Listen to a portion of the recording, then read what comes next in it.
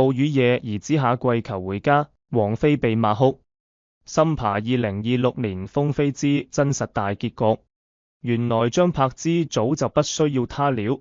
2026年春天，一則暴雨夜謝霆鋒兒子下跪求回家的爆料在社交平台掀起輿論風暴，配合王菲被罵哭的標題迅速登上熱搜榜首。這場持續20餘年的風飛之情感大戲，在公眾視野中經歷了從偶像劇到倫理劇的跌宕起伏，如今終於迎來被時代鐫刻的終章。通過梳理多方信源與當事人動態，我們得以窺見這場情感博弈背後的真實邏輯。一、輿論風暴的真相，一場被誤讀的親情戲碼。一、暴雨夜事件的來龍去脈。3月12日，某自媒體賬號發布一段模糊視頻，配文稱謝霆鋒長子 Lucas 暴雨中跪求父親回歸家庭，並暗示王菲因輿論壓力當街落淚。該內容迅速引發連鎖反應，謝霆鋒不配當父親，王菲毀掉兩個家庭等話題在48小時內閱讀量突破50億次。然而，張柏芝工作室隨即發布聲明，指出視頻實為2025年 Lucas 參加新加坡國際學校畢業典禮時的雨中場景。原視頻中謝霆鋒正為兒子撐傘，而王菲被罵哭的截圖，經技術鑑定為2023年某綜藝節目錄製花絮，與當前事件毫無關聯。這場精心策劃的輿論風暴，本質是某些營銷號為博流量對舊素材的惡意拼接。二、公眾情緒的深層投射。這場鬧劇之所以能引發如此強烈的共鳴，折射出社會對完美父親的集體期待。在張柏芝塑造的超人媽媽形象深入人心後，公眾自動將謝霆鋒推上失職父親的審判台。但現實數據揭示另一面。謝霆鋒自2022年起，每年支付超過2000萬港幣撫養費，其創立的風美基金會已累計為3個兒子教育基金注入1.5億港幣。這種缺席式付出與在場式陪伴的矛盾，恰是現代親子關係的典型困境。二、當事人真實狀態，從情感博弈到自我和解。一、謝霆鋒在輿論漩渦中尋找平衡。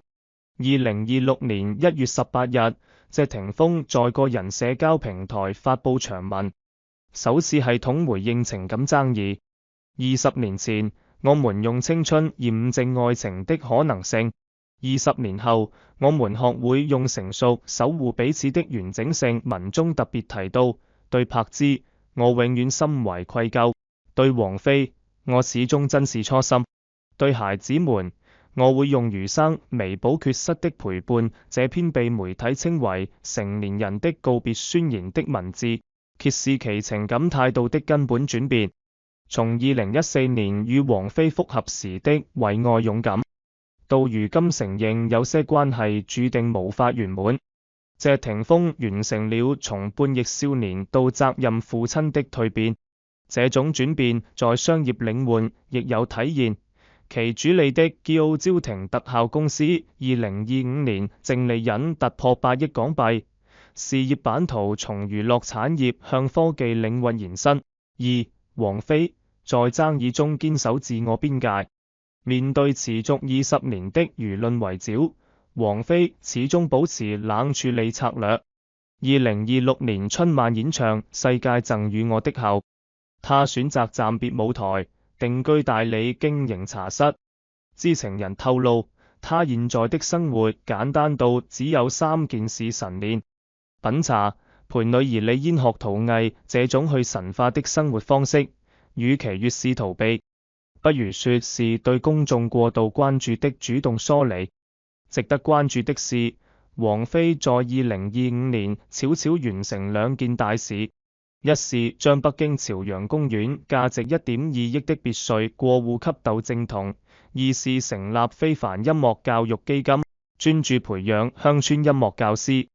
這些舉動被解讀為用實際行動回應質疑，比起情感糾葛，他更願意在公益領域留下精神遺產。3. 張柏芝在獨立中重構人生價值。2026年新年特輯中，張柏芝在綜藝節目裏的表現堪稱封神時刻。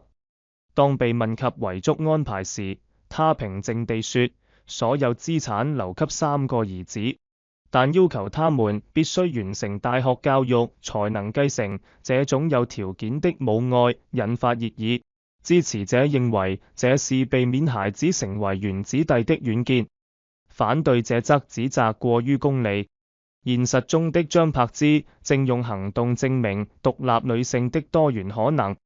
她投資的母嬰品牌知心寶貝2025年營收突破3億港幣，主演的網劇《單親媽媽的逆襲》成為現象級作品。更令人意外的是，她悄悄考取了心理諮詢師資格證，在綜藝中開設柏芝課堂，分享育兒心得。這種事業加育兒加自我成長的3維模式，正在重塑公眾對單親媽媽的認知框架。3. 情感博弈的深層邏輯，3種人生選擇的價值啟示。1. 謝霆鋒在遺憾中尋找責任支點，從為愛痴狂到為子擔當。謝霆鋒的情感軌跡折射出東亞男性在傳統觀念與現代價值觀之間的掙扎。其2025年推出的紀錄片《風味人生》中，有段自白頗具代表性。我曾經以為愛情是人生的全部，現在才明白，對孩子的責任才是最持久的牽掛。這種認知轉變，使其在支付高額撫養費的同時，開始嘗試每週固定視頻通話，參與學校活動等具體陪伴行動。2. 王菲在疏離中守護精神自由。王菲的不回應策略，本質是對公眾話語權的主動放棄。從2000年與謝霆鋒初戀引發老少戀爭議，到2014年復合被罵自私，她始終拒絕按照世俗標準表演完美情人。這種反凝視姿態，在2026年達到新高度。其查室實行會員制，拒絕任何媒體採訪，甚至在社交平台設置3天可見權限。這種物理隔離策略反而強化了其傳奇天后的神秘感。3. 張柏芝在煙火氣中實現自我救贖。張柏芝的蛻變堪稱現代女性成長的教科書，從玉女掌門人到單親媽媽，再到商業女強人。她用20年時間完成3次身份躍遷。其2026年新年演講中的金句"我不需要任何人的認可，只需要對得起自己的良心"，被製作成手機壁紙，在年輕女性群體中廣泛傳播。這種去標籤化的生存智慧，使其在輿論風暴中始終保持輿論優勢。4. 時代鏡像這場情感大戲的社會學意義。1. 公眾情感的消費主義轉向。鳳飛芝事件持續發酵的背後，是公眾對明星隱私的病態消費。某平台數據顯示，2026年1到3月，與該事件相關的短視頻播放量達800億次，其中72%為惡意剪輯的爽文內容。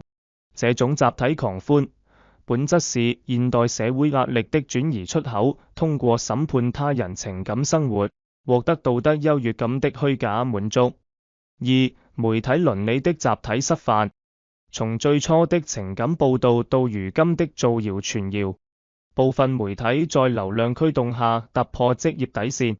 2026年3月，國家網信辦開展清朗娛樂圈生態治理專項行動，重點整治虛構明星情感故事、惡意拼接視頻等亂象，已有127個賬號被永久封禁。這場整治行動標誌着公眾對媒體倫理的期待正在覺醒。3. 女性獨立敘事的範式革新。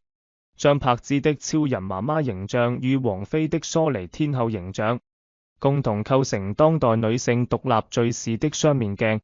前者證明唯武則剛的傳統價值依然具有生命力，後者則展示精神自由的現代性可能。這種多元選擇的存在，正在瓦解獨立女性必須事業家庭雙豐收的單一標準。結語：沒有輸家的情感博弈。當2026年的春風拂過香港中環，謝霆鋒正在 PO 招庭辦公室審核新項目方案，王菲在大理茶室擦拭紫砂壺，張柏芝在單親媽媽熱片場指導小演員演戲，這三個平行時空中的畫面，恰是這場情感大戲最真實的結局。沒有狗血的復仇，沒有意外的反轉，有的只是三個成年人在歲月沉澱中學會的智慧。愛情會消散，輿論會平息，唯有對自我的忠誠與對責任的堅守，才是穿越時光的永恆答案。這場持續20餘年的情感博弈，最終證明了一個樸素的真理：在人生這場大戲中，真正的贏家從來不是戰勝他人，而是超越過去的自己。當公眾終於放下站隊審判的執念，或許才能看清那些曾讓我們或憤怒或感動的愛恨糾葛，不過是三個普通人尋找幸福之路上的斑駁倒影。